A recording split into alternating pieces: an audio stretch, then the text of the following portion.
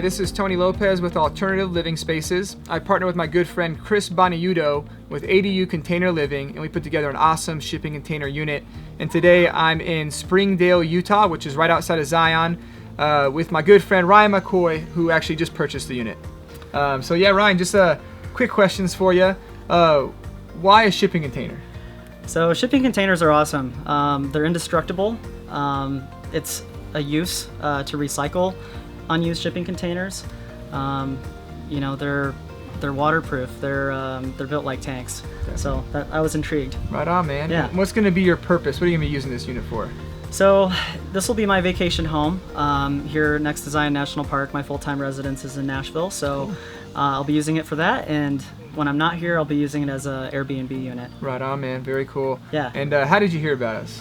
So I actually was on tiny house listings looking around, and I ran across Alternative Living Spaces. Okay, cool. And you guys had one listed, and then you were able to customize one for me after I got in contact with Definitely, you. So man.